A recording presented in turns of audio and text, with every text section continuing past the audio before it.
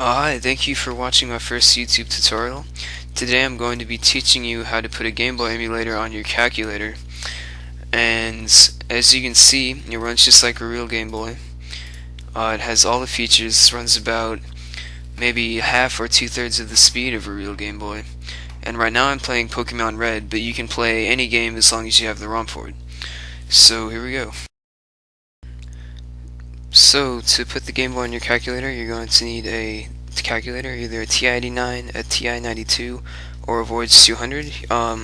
You're also going to need the cable to hook it up to your computer, and the cable just has a USB, a mini USB I think, on it.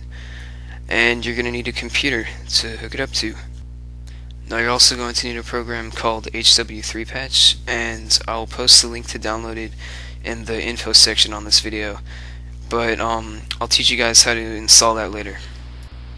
So next, what you're going to want to do is free up some memory on your calculator.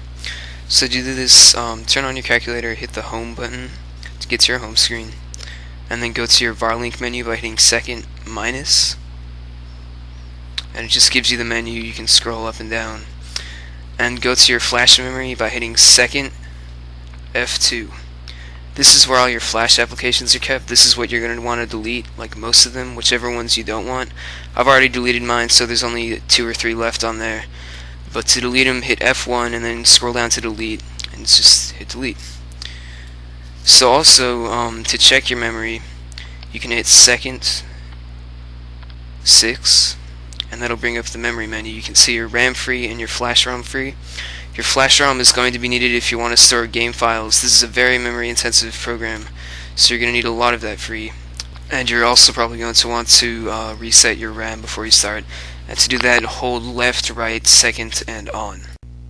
Now next, you're going to need to download the emulator. It's called GB68K, and I also posted a link to this in the info section on this video. But follow the link, download the file. Just have to click on the button. Not a very hard step. And yeah.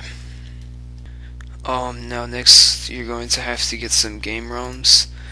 And game ROMs are just the files for the Game Boy games, and it's kind of a touchy legal subject, so I'm not going to tell you exactly where to get them.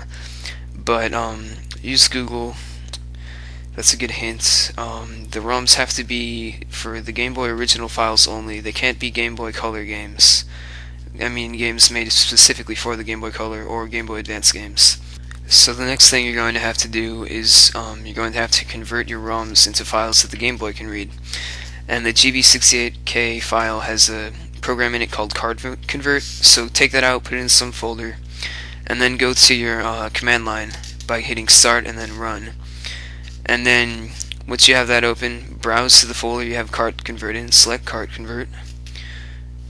And then once you've done that, you have to put 2 variables after it. One is the name of the ROM you'd like to convert, and that has to be, the ROM has to be in the same folder as cartconvert. So you do that, and then the next variable is the name that you would like your ROM to display on the calculator. And this can be no more than 6 characters. And to do all this, to put in variables, you put a space after the quote, after the end quote, and then you put in whatever, and then another space, and the second variable.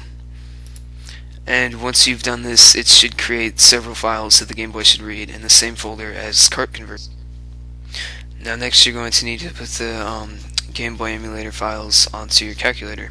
So to do this, open up TI Connect. It's a program that should come with your calculator on the CD, and open up TI Device Explorer. And if you have your calculator hooked up properly to your computer, it should recognize it. And so once it has done that, go ahead and open up the RAR file and go to bin and find the all the files. They'll look a little bit different for each calculator version, but don't worry about that. And then you just put them over into the main file on your calculator, like so, and it'll take a second to transfer. And once they're done transferring, what you want to do is archive the files. And to do this, go back to your varlink menu by hitting second minus, and scroll down to the files that need to be archived, and hit F1, scroll down to archive, and archive it. And what archiving does is it adds it to the flash memory rather than to the RAM, and this makes it so you can store more files on your calculator. So next you're going to need to transfer that HW3 patch onto your calculator, and to do that open up the RAR file and just put it into the main folder like you did the Game Boy 68K file, like so, and wait for it to transfer. And to install it, what you need to do is type HW3 patch and then opening parenthesis, closing parenthesis in the home menu on your calculator.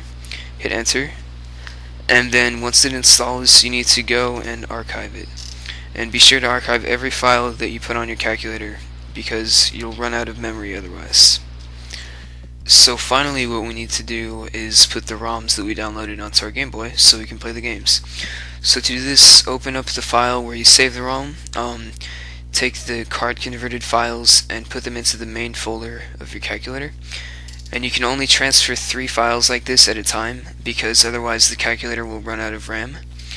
And so what you need to do is, if your ROM ended up being bigger than 3 files, you need to transfer 3 at a time and then archive the 3.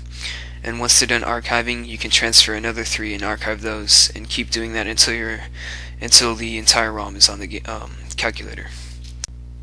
So at this point, what you need to do is type in GB68K and opening parentheses, closing parentheses on the home screen, and it should run the emulator.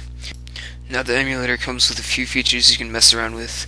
One thing is that the resolution on the calculator isn't quite as high as the resolution on the Game Boy, so you have to hit divided sign and the time sign to sort of scroll up and down.